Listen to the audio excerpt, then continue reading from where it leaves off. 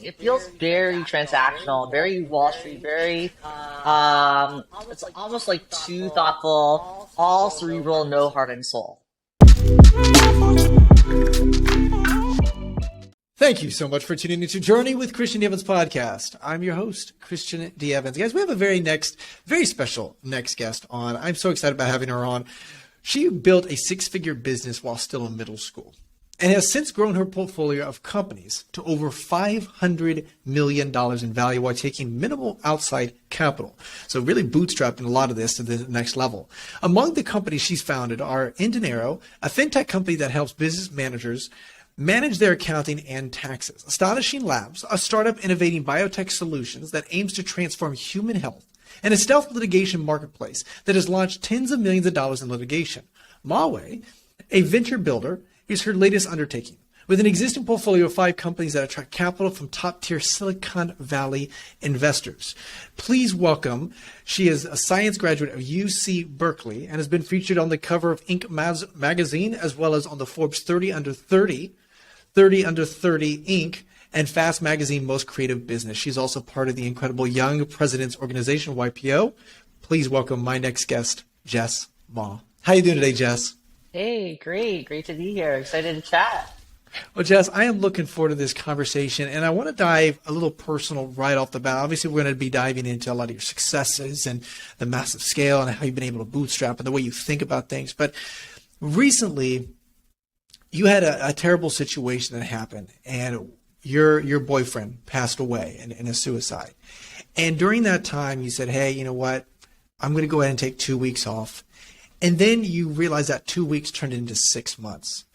And I want to think about that moment, that time, if you would. And what did you learn about yourself, about maybe life, and some lessons during that period of time, Jess?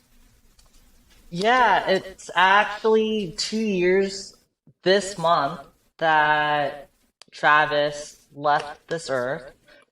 And it was a really hard time. I was working crazy 80-hour weeks on my businesses.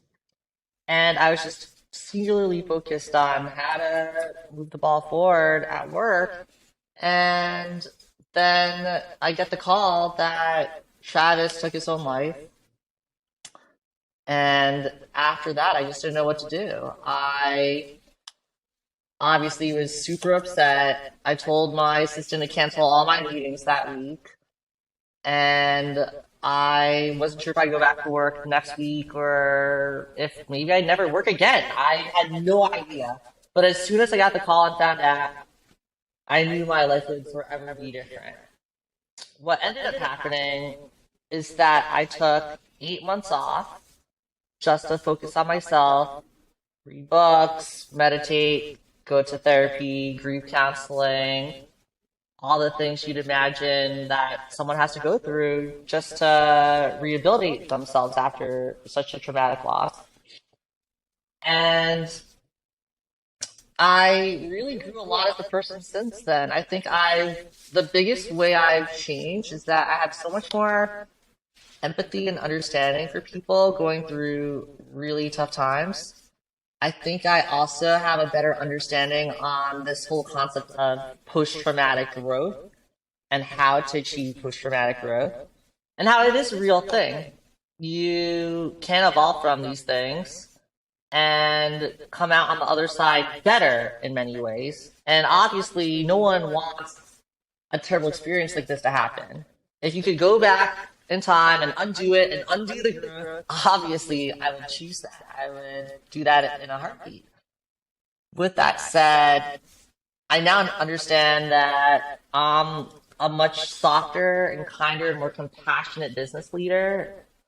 I'm a much more patient and loving friend. I'm able to support my loved ones who are going through really difficult situations. And I care more about building businesses with meaning than just about making money now. And I'm still recovering. I'm still on the journey. I mean, it's only been 2 years. Or maybe that's a long time. I don't know. But I still think about it every day. I'm still processing it. And It's still difficult, if I'm being honest. Yeah. Well, Jess, I appreciate you sharing. And I know we talked about it previously offline, and I appreciate you being authentic. And I want to ask, you know, during those times when we're able to slow down and really think, there are either positive ways to, ask questions or negative thoughts, right? Why did this happen or things like that? And I'm curious, and I hope you understand what I'm talking about, but I'm curious, how did you facilitate the right way of perceiving this negative situation that happened? I think that no matter what, it's hard to go there right away. I think what I did was I went through the whole loop where at first it was, why me? Like, how unlucky that this happened to me. What happened? Like, this is just terrible. It's the worst thing. It's just natural human nature to start there. And then I remember all my Tony Robbins training where he says, you have to ask the right questions. You ask bad questions, you get bad answers. So why me is an example of a terrible question to ask. There's no good answer that will come out of that. And so I realized that I talked to my grief counselor about that.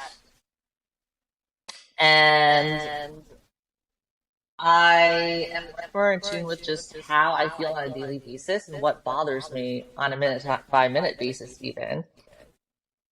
And and so I think it took me about a month where I had an inkling of, wow, this could maybe be good for me. Like, I've been working my ass off my entire life. This is forcing me to reflect on another part of humanity that I would never otherwise have exposure to.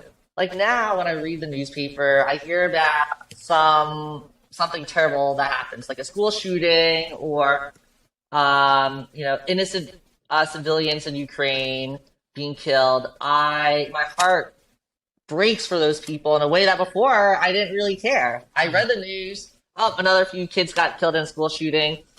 And then you exit out of it on your browser and you're like, oh, what am I going to eat for dinner tonight? Like, who am I going to see for drinks and party with this weekend? Right?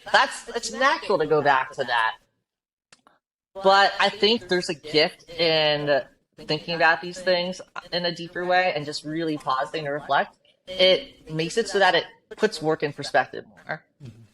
That if we're not hitting our goals or our sales targets or raising money on valuation we want or whatever, it doesn't really matter at the end of the day. And that we're here to build businesses to have fun, to be fulfilled, to learn more, to evolve ourselves as human beings. And I forgot about all of that. I got lost on my journey. And I think a lot of my friends got lost on their journey and are still lost on their journeys, by the way. Well, this is a really good conversation, and this is why I wanted to have you on, and I'm excited about having this, and I'm glad it went down this path a little bit. And it is an evolution, and there was something that had to happen in your life that had you to look back into your own life, slow down a little bit, and kind of reanalyze. And I appreciate that perspective. So now, comparing that younger self, Jess, to now, Jess, right? And you mentioned empathy specifically. How do you approach now circumstances? You really do some really incredible content on your LinkedIn about specific posts about how you leverage empathy into the way you have that personal relationship in your culture with your team, as well as your relationships with your investors as well. And I just thought that was really interesting, and it really showcases kind of the way you think about empathy and long-term thinking as well. But I'd love for you to just tell us about how because of this circumstance, by integrating and being intentional with empathy, has helped you facilitate a better culture as well as business mind. Yeah, this manifests in a few practical ways. I have team members who lost loved ones since Travis passed away. And I actually ended up in the Wall Street Journal talking about unlimited bereavement leave. A lot of companies offer a week or 2 weeks or even 4 weeks of bereavement. And I argued that an unlimited bereavement leave policy it's just the nicest thing you could do for someone who is at rock bottom. They're normally an incredible producer. They work their butt off, but knowing that they have the freedom and the space and the time to grieve properly makes them more loyal and will, weirdly enough, help them grieve more efficiently and get back to work faster. I was able to give myself an 8-month bereavement leave because I have my own companies. I have no one else to ask. And I would not have been able to go to work a month or two later. It was just not possible for me. And I can only imagine if your child got murdered in a school shooting, you're not going to want to go back to work in a month or two. You're going to do whatever will make you happy, whether it's see your friends or walk around the park. In my case, I got a little puppy, and we spent a lot of time together, and I went to visit friends in Hawaii. I went to visit my parents in New York. Like, it's kind of like a mini sabbatical in a way. And so I try to understand where my team members are coming from. I had someone else who was just super burned out after slogging away on her business for the past 7 years, and she was coming over to work with me. And the first few months were great, but she's like, "Look, I'm just totally burned out. I'm fried. I don't know what to do." So I'd go take a sabbatical for a month or two or three or however long you need. I had someone else who has terrible long COVID symptoms, just like no energy, could barely get out of bed. I said the same thing. I'll pay you, go take time off, do whatever you need to do. And she's like, "Well, I can't do that because then I'm not going to have money to pay my rent." And I said, "Well, I know this is what you would do for me if our situations were flipped. So go take as much time as you need. I'll pay for your rent." And these people really appreciate it, and then they come back in full swing. So that's a direct thing I probably wouldn't have done. Interesting. In old me. Interesting. Really, really. So let me ask you this also, because I mean, coming from middle school, running an incredible business, you have this culture of yourself, right? This character about yourself, your personality trait of going at all costs, and as well as incredible, measurement and success. And you've achieved incredible things. $500 million worth of value companies underneath you. That's incredible. So do you feel like that this circumstance, the situation, even how devastating it was, helped you slow down and be more methodical in this approach now? Or how has that changed this aggressiveness of accomplishing or scaling at all costs, like you mentioned? I think it's helped me realize that my own personal desires and goals are just as important as my financial goals. And that's super obvious. Like, everyone thinks, okay, well, I'm working really hard so I can enjoy my life. And I think what I changed my mindset was prioritizing my day-to-day tranquility along the way and enjoying the process more in a way that I didn't before. Before, I was just like, all right, I'm working to achieve a goal, and then one day I will be happy. One day I will arrive.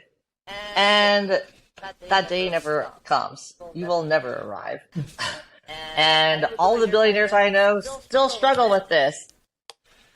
And I didn't want to do that. But it's such a sad thing to win at the wrong game. If your goal is money, but really your real goal is happiness, satisfaction, fulfillment,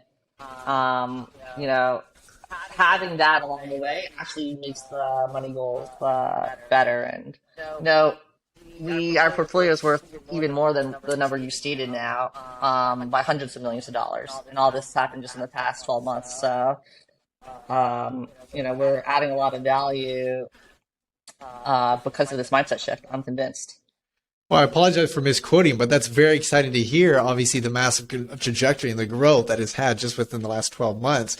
I'm curious also. So I always find this interesting. You as the leader, you have made this mindset and paradigm shift, right, in your own life. How do you integrate that into your team culture? So it drains down to that janitor in your businesses, to the small, minuscule individuals, to the mid-management, to the C-suite, to obviously the owner yourself. How do you integrate that? It really starts with the owner. And I think executive retreats and offsites are the best opportunity, the best time to proliferate these feelings and thoughts. And one of our slogans is, if you're not having fun, you're doing it wrong. So are you having fun? Are you enjoying it? And in our weekly team check-ins all across the board, I like to do what's called a color check-in. How are you feeling today? Green, yellow, or red? Or if you're feeling creative, you could say Grello, so halfway between green and yellow, or Rello, halfway between yellow and red. Of course, no, it's just a normal green or yellow. It's like, I'm a Grello, more green, maybe a little bit of neon in there, and here's why, or whatever. And then you can understand, oh, okay, like, I'm a Rello today because, like, my mom's sick. And integrating the personal and the professional worlds and being able to share that on a weekly basis with your team and with each other, I think that's really powerful. Well, let me ask, because I always find this interesting. I always feel like you have to be, what's the word, almost discernment with the authenticity and the vulnerability. And what I mean by that is you are being authentic and vulnerable and sharing and putting your heart out. And you mentioned, we talked offline about this, and I thought this was really cool, where it's like, hey, when you're authentic and vulnerable, you get the most out of people. And you actually, there becomes a very deep loyalty. Help us understand that a little bit, and how that authenticity and vulnerability has helped not just loyalty, but also the growth of your companies. I think it makes it safer for other people to share how they feel if I share how I feel. And everyone I worked with saw that I was extremely vulnerable and open with how I felt. I think because I couldn't hide it. I didn't want to hide it, but I couldn't. Like, it's just not possible for the first time in my life. Before, I could kind of fake it. Be like, oh yeah, things are great, I'm great. But then for a year after Travis passed away, I was just super blunt with people. I'm like, yeah, I'm pretty shitty, and here's why. And I also stopped taking meetings I didn't want to take, or I was just kind of unapologetic about how I lived my life. And I think everyone I work with saw that, and I encouraged everyone to do something similar, even if it's to me. Like, hey, like, if there's something you're not enjoying or you hate, like, we all need to share that with each other, and then let's help each other out. Like, they were there for me and supporting me, carrying the companies forward while I was gone for 8 months. And so I was trying to return the favor for them when I got back, and then some of them had challenges. And so naturally, this culture starts to get more and more powerful. I think it takes years of this to fully, be ingrained into the culture. It's not an overnight thing. And I'm really proud of that. Well, you mentioned something on LinkedIn of a specific post that kind of gives this short-term versus long-term thought process and authenticity, and how it's ingrained and intentionality into your companies and your portfolio and your team.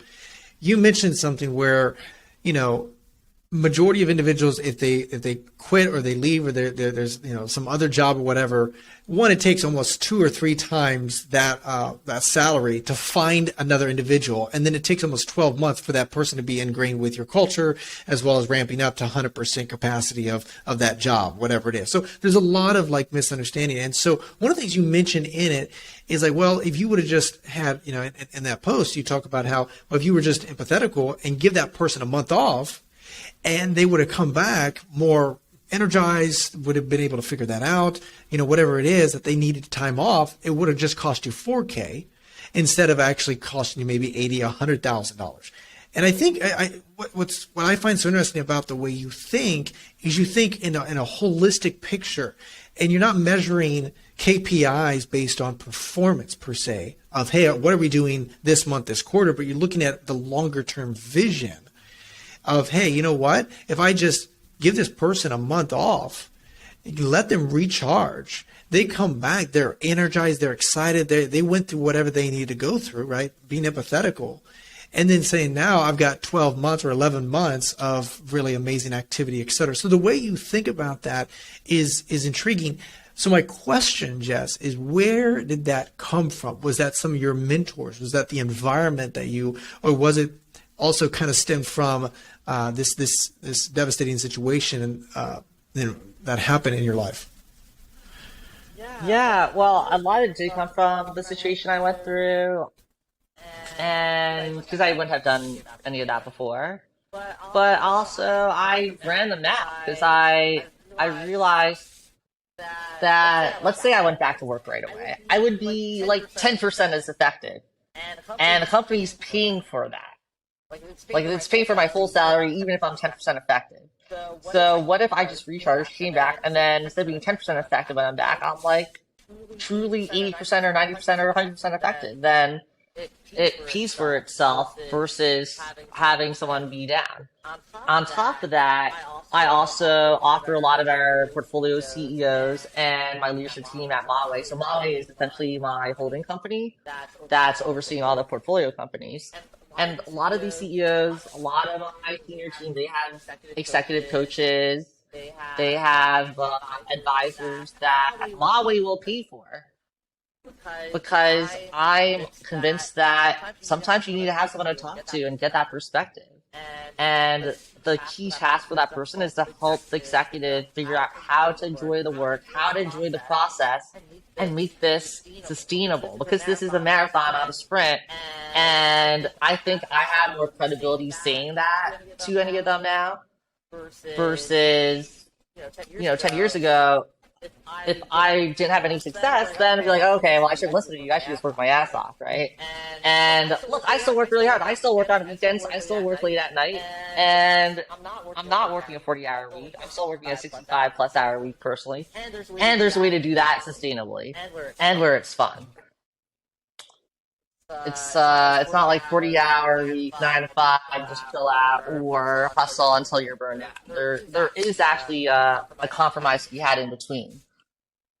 And I was so tired of having VCs and investors who never run companies, by the way. They're just professional investors saying, you must hustle, you must work, you're not working hard enough. And having to, make yourself look a certain way as an entrepreneur in order to get their validation and their money because you want to look good so they invest in your company. It's just like, I'm trying to make it so that you don't need to pretend to be someone you're not. You could just be who you are and be honest with all the stakeholders within Mahway. How much easier is it to operate that way? So I'm actually really happy that I was an entrepreneur first. I guess I still am an entrepreneur because I'm still, starting new companies. But with a capital behind me to invest, it's a different field versus if I was just investing passively. And I want to see the whole entrepreneurial ecosystem in Silicon Valley and elsewhere evolve to, have some more of this perspective. Yeah, and speaking on that, I find investing into companies and investing into people, it's like hiring, but it's a relationship, but it's also marriage. And I want to ask, when you're looking at, finding an investor, you say you are unapologetically you. This is who you are. This is Jess. This is how you're showing up, which is really awesome. And you really come very clear on that. And I would imagine you had to probably become very clear on the type of investor, like you mentioned. Are they seeing long-term or are they just seeing, internal rate of return? Are they seeing the culture of the environment and the vision and the ethos and the alignment that you guys are, the values that you guys represent? Or is it more of just, hey, we're going to hit these KPIs at all cost and I want my money back by a 10x fold or whatever it is? So my question is, Jess, is when you're filtering or you really interviewing investors to invest, but also obviously take their money and require that. How do you think about that relationship as in regards to strategic, as also regards to, the value that they bring, the Rolodex, the resources, etc.? I think that your relationship with an investor in some ways is like a spiritual relationship more than it is it's not a transactional relationship per se. I think a lot of entrepreneurs treat it that way, so they pitch the company as best as they can, they make themselves look awesome, and then they say, you're going to make this much money by this time frame, and then the investor is like evaluating you on some complex spreadsheet matrix, and then they have to put together their own investment memo to justify why they should invest in your company. It feels very transactional, very Wall Street, very it's almost like too thoughtful all cerebral, no heart and soul, right?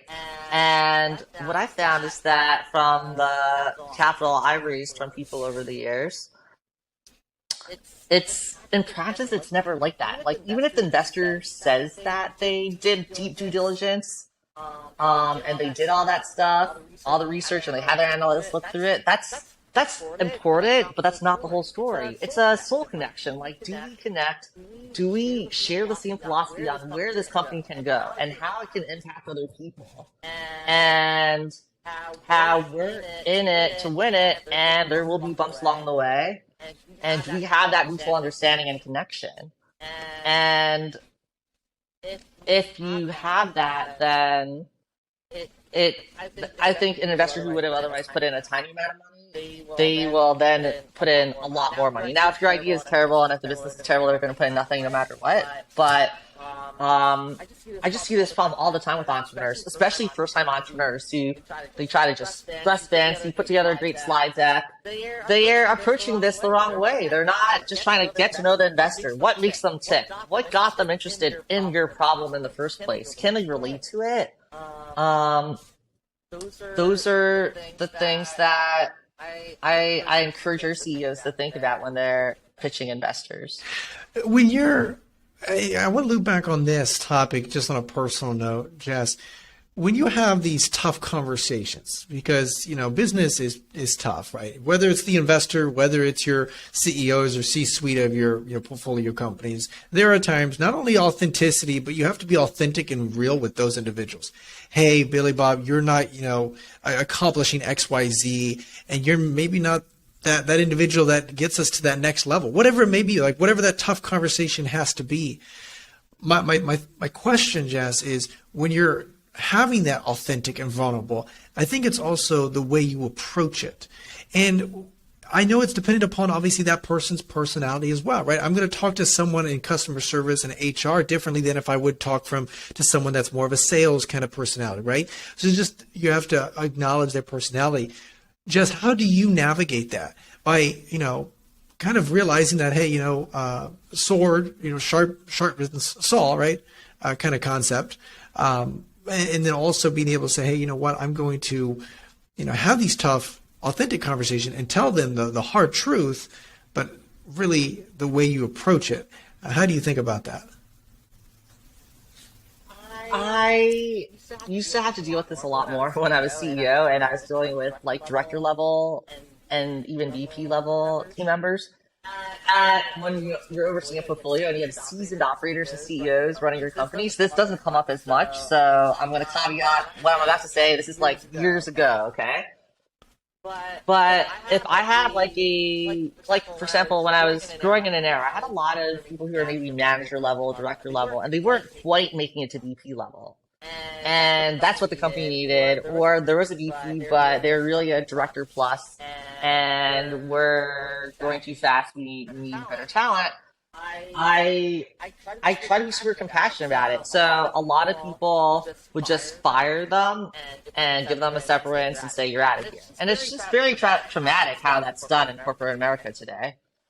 I very rarely fired anyone unless they were like super unethical and they were like, you know, impolite. Then okay, I could see firing them in like a very sudden way. But imagine if you're living with your significant other. You don't say, get out of my house right away unless they cheated on you or hit you or something. You might be like, look, this is like, I don't see this going to marriage. This is not a long-term thing. You're amazing. There's someone great and better for you out there. And like, I know we live together. Like, I want to move out. You can hang out here for a few weeks and get your stuff and then, you know, and then slowly move out, right? And so I would give these people, and now I'd say, look, I'm going to hire someone 3 months from now. You're not the right person a year from now. You're able to keep the ship going for the next few months. Start looking for another job. And I'm going to give you a great reference. We're going to help you find a great company. Recruiting's going to help you. And, like, we're going to stay friends because I believe in you. I think you're amazing.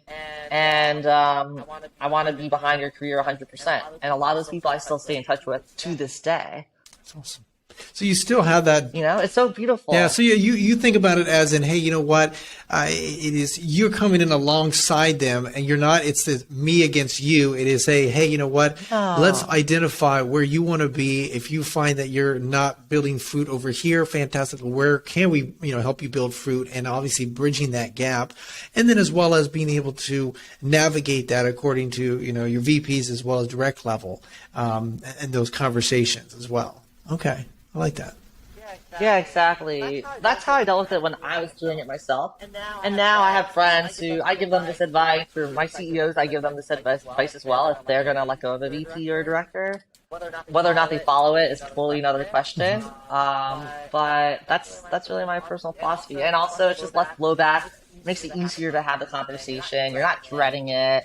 And also, I'd argue that like this allows you to think 6 months out or a year out versus being reactionary and then like cutting someone off and then be like, oh, we have to run a search for a VP of marketing, but we can't tell the current VP of marketing, right? It's like then you're living a life, a disharmonious life where you're lying, you're thinking, what can I tell one person versus other? That actually creates a lot of tension in your psyche in a subconscious way that you might not even realize.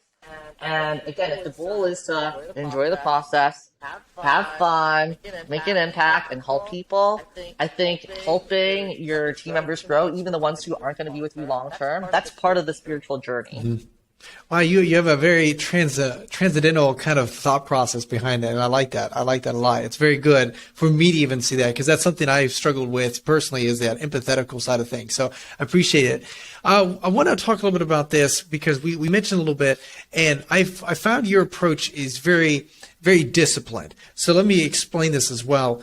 When you mentioned on one of your posts on LinkedIn, but specifically on other content as well, where there was an emotional state where, okay, someone said something, it may have been kind of hurtful, it was kind of detrimental, whatever it might be, right? But then the way you reacted or the way you responded to that situation was not in a undisciplined fashion where it was that emotional reaction, anger, frustration. You looked at it holistically in a disciplined fashion and said, okay, hey, there's something deeper, right? And I found that very interesting because it's very unorthodox, sadly. People definitely on Twitter, we see this in social media, it's very reactionary, right? Someone says one thing and it becomes this huge, massive, unnecessary thing. We see this in political, we see this in business. And you create an environment where that's how you think about it. So first of all, just how did you create that discipline where when you're in that environment, whether that facilitates anger, emotion, some sort of negative, emotion, and how you're able to not react in that kind of situation and you're able to discipline yourself to say, okay, hey, what's really going on and look at it holistically. Well, let's talk about how I screwed that up so many times over the years first. Where someone says something I don't like, and then I have a immediate like anger like burst in the meeting room, and then I point at someone and yell at them in front of all of their peers and embarrass them, and then they end up quitting the next week and then posting it on Glassdoor. That was old me. That was how I operated before, and I'm so embarrassed at how I behaved in my 20s. I was a terrible CEO. Um, and I softened up over the years because I've had experiences where other people have done that to me and where I felt bad about it. Or where I've had investors yell at me and be like really mean to me and where it really hurt my self-esteem. And where it's actually counterproductive for the shared goal of just making the business more valuable and making, investors a return. Their style was actually getting them the opposite effect of what they were looking for, and they didn't realize it. And then so I thought about that. I'm like, wow, like how much? I mean, how often do I do this to like people who work, in my company where I'm so critical versus the opposite. I thought about the investors who said, "Hey, Jess, I really believe in you. Yes, you're really like not doing great here. Here's why I think that's happening, and like, how about this other approach? Why don't we give that a try?" Those investors, I still love them. Kiss their feet. I'll let them invest in my other companies. A lot of them, I made them more money. Whereas other investors, I'm like thinking, screw them. I don't want to work with them again. And And so I think I had to learn the hard way. I'm noticing a pattern here. I'm like learning a lot of lessons the very, very, very hard way. And I just hope that other people don't have to learn the hard way. The other thing is that I've been working with different executive coaches and therapists. So I have two executive coaches and two different therapists I work with at any given time. And I like obviously rotate between them in any given week. And I just love having different perspectives. It's really helped me like let go of resentment and this anger and so I really advise all entrepreneurs to focus on that, even if it's just an hour, 2 hours a week. It's such a great investment. And so the other rules, right? Like, okay, if you're mad at someone, you don't criticize them publicly in front of others. You take it offline. And also, I think it helps to have a night to sleep on. Be like, what am I upset about? What is this bringing up emotions and fear inside of me that has nothing to do with that person? It's important to separate the two. And I think as entrepreneurs, we have more potent emotional reactions when we get bad news because we're worried about how it impacts our survival. So it brings out our our fear about basic food and shelter. Like, crap, can I raise the next money to pay the bills, or am I screwed? And so we're living in this constant fear, constant scarcity mindset as an entrepreneur. And that feeling doesn't necessarily go away even when you are more successful and further along. I think that's another myth. You think, okay, once my company's worth a certain amount, once it's making a certain amount of money, then I will have fun. And, I'm still thinking about how, like, my companies don't have enough food to eat. Every day I still think about that. I'm driving my Lamborghini around in Beverly Hills. People are taking photos, and they're, like, thinking, wow, this random Asian chick has so much money, and but little do they know, while I'm like with my hands on the steering wheel, I'm on a conference call trying to get more money for one of my companies. Right? Like, it's hilarious. But that's the reality. Well, I appreciate, Jess, I appreciate your authenticity. I love that answer as well. And I just love, like, hey, let's look at all the things you did wrong in your 20s that obviously now you're learning, but you're learning the hard way. But I appreciate the authenticity. I can tell you just, very unapologetic, this is who you are. And I'm always wondering this, you mentioned you have 3 executive coaches or individuals that you kind of filter ideas and get different perspectives. How do you analyze that? So you obviously are dealing with a certain situation, whatever it may be, a circumstance. You filter it through those individuals, which I highly respect. You have those mentors you highly regard. But then when you're bringing in that data from those perspectives, how do you analyze that? How do you think about it? It's like, okay, hey, 2 out of the 3, they align in their way they think, so I'm going to go with that approach. Or do you give them kind of the whole situation and get a response, or give them ideas of what you're thinking, or how do you navigate that? I'm just intrigued, because I know there's a lot of entrepreneurs that are listening to our podcast that do have executive coaches, and they're always wondering, how do they maximize that relationship? And I've never had someone have 3 at the same time. That's actually very cool. Yeah, well, you triangulate them all together. They have different feedback and different perspectives that are not overlapping. So I don't actually see, so advisors who give you direct tactical advice, that's different. Advisors often do have conflicting feedback. Like, one advisor will say you should enter this market. The other advisor would say you shouldn't enter that market. You should enter 5 other markets and spread your wings wider, right? And it's conflicting. You have to pick one or the other. But with coaching, with therapy, they have different techniques. Oftentimes you use them all in parallel. So I might have one therapist who says, hey, if you're having a sad day, you're thinking about Travis, why don't you just escape for a minute and fully feel your feelings, and then take out a journal and then write down how you feel. And then another therapist might say, hey, it's really important that when you're feeling bad, instead of hiding that from your team, what if you shared it with your team and let them know how you felt? Because they could read your face. They can see that you're unhappy, and they don't know if it's them or if it's truly just you going through a process. And see how both of these pieces of feedback, I could use both of them within the same hour. They're not conflicting. They're not overlapping. They're completely complementary.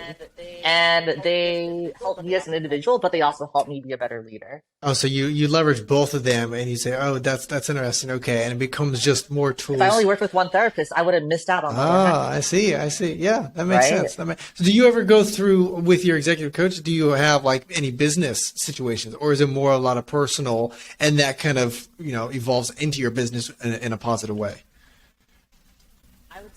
I would say it's both. It's personal and business, and it all overlaps. I mean, as an entrepreneur, like your personal life is, it's all about the same thing. And I don't try to keep it separate because, I think it's impossible to segment your life that way as an entrepreneur. It's like saying, if you say you want work-life balance as an entrepreneur, it's like telling your spouse, okay, I want marriage life separation. It's ridiculous as a concept, Beautiful analogy. That's really good. I like that. right? Now, if you're a 9 to 5 worker at a big company, then okay, I can maybe understand that concept. Yeah, I want to loop back on something you mentioned in regards to when there are conflicting perspectives. Jess, there are, life is messy, and you get an investor, maybe even internally in your team, right? The CEO wants to go this way. You, as the owner of all the portfolio companies, want to go this direction. And there has to be obviously one way or the other. And it is messy. How do you navigate that? How do you think about it? What's that perspective? What's that data loop that you're able to get all the data to be able to make the right decision? The traditional way of thought is that there are two ways to approach this. One is you micromanage them and you tell them what to do. The second line of thought is you give them autonomy. You say, look, I empower this person to do what they think is best. As long as they don't kill the company, they should do whatever they want. And I think there's actually an option 3 that we don't talk about, which is if you have that fundamental disagreement, that means that neither of you fully see the other person's perspective and you haven't gotten to the underlying truth of what's going on. And maybe there's an alternative solution that you guys have not come up with. So maybe both of you are wrong and you should use some option 3 or some compromise of option A and B, right? And so I think those topics deserve more time and attention. Perhaps they deserve an outside perspective, someone else to come to the table and help you brainstorm. And so I actually very rarely have those situations. I really hate those situations. Um, and I love this book called Never Split the Difference, which is a negotiation book. I was talking about this by Chris Voss. Love Chris Voss. He was actually my personal negotiation coach for a while. And he was a hostage negotiator for the FBI, and his negotiation book is #1 on Amazon for negotiation, so I highly recommend it. He argues that if you are trying to negotiate for a hostage and then the person says, I want $1 million, and you say 0, and then you just meet in the middle, it's like, all right, fine, let's meet in the middle at 500K, and then you'll free the hostage. You didn't necessarily fix the problem. The person with the hostage, right? This kidnapper is like they actually care about something completely different, like fame. They want to be recognized, or they're actually sad that they don't have prosperity and freedom where they live, or they're in this gang organization because they want to have the pride and feeling of belonging. Right? You're not understanding that when you just meet in the middle on any topic. That's what he argues. I believe that philosophy applies to all aspects of business where you disagree with someone. So, and I believe this. So it's like you can, and I think that's an interesting way of thinking about it. The third level, and you say it doesn't happen often now. And what do you mean it doesn't happen that often? Is it the third process, or is it just misunderstanding where it's conflicting? Yeah. Well, if I disagree with the CEO on something, it's usually because I didn't understand the underlying thing well enough, and it means I need to spend a little bit more time having that discussion with someone. So I never pick option 1 or 2. I never micromanage them, and I don't just let them go off on their own if I disagree. We go to option 3, and so that's why pretty much every single time it's going to be option 3. Because of that, because of learning and understanding. because of this approach. Exactly. And also when I'm hiring a CEO for a company, I'm trying to understand philosophical alignment early on. What are our motivations? What do they want to do? How do they approach problems? And because I take so much time to understand that before we bring them in, usually we're aligned on 90% of topics, 95% of topics. It's very few topics that get to this point where we have to put in more time. Okay, interesting. This is so incredible in the way you navigate that, because I'm always intrigued when you have these tough conversations and it's really that understanding communication. But then I always love how you look at it at a deeper level where there's something there. Why, what do they want out of this? Is it status? Is there, recognition? Is there other things? Jess, I really appreciate you being on today, being authentic, very vulnerable, just showing unapologetically up and being who you are and how you show up into the world, but also, very humbly as well. I can tell that you have just a very humble spirit. I really appreciate you. I know we talked a lot about kind of the mindset and the spiritual things, and as well as just the way to think about this stuff. But I think that's, like you mentioned, overlaps directly into your business success. For those that want to reach out to you, to learn a little bit more about what you got going, or maybe just be part of your mission and your vision and follow your content, how do they reach out to you, Jess? Yeah, go to my LinkedIn, I would say, linkedin.com/in/Jessica Mah, or just search Jess Mah on LinkedIn. Send me a note there, and I've got a lot of posts I put out That's every awesome. week. And yeah, that link will be in the description below. I'll put all website content down there as well. And she puts out a lot of good post content for you, a lot of our audience to consume and read. I highly would recommend listening to it. Jess, I really, again, appreciate you being on. I know we kind of talked briefly on this, but I want to kind of dive into one other question before I let you go fully. You think about that young Sure. Jess, okay? Coming out of Berkeley, maybe even before that, and to the Jess you are now. You've obviously accomplished incredible stuff, $700 million, $800 million worth of portfolio company and overall. What kind of insecurities, Jess, did you have to overcome to become the Jess Mah you are now? I would still say I'm still working on all of those insecurities today, which include, like, am I smart enough to be here? Like, do I know enough to come off as being intelligent? Can I get the respect of this person, right? Like, those are common insecurities. What do my parents think is a common, like, I have immigrant parents, who came here from Hong Kong with no money, right? So I sought to think about that. Um, but they get quieter over time, and I think I'm more compassionate to myself about listening to those insecurities. So even though I still have them, I give them a voice. I let myself journal about it. And I think by talking about those insecurities with people like yourself or any other friend, it continues to make them less of an issue. And so I recommend that. I recommend talking about your insecurities, even if it seems kind of weird. I love it. I love it. I love how you say you're still working through it. Just timely wisdom. Timely wisdom. Guys, that is the CEO and founder of Mahway Companies, the one and only unicorn Thank breeder, you. Jess Mah. Guys, that is Journey with Christian Davis podcast. Until next time. This was Thank you so so much, fun. Jess. I appreciate it. Thank you.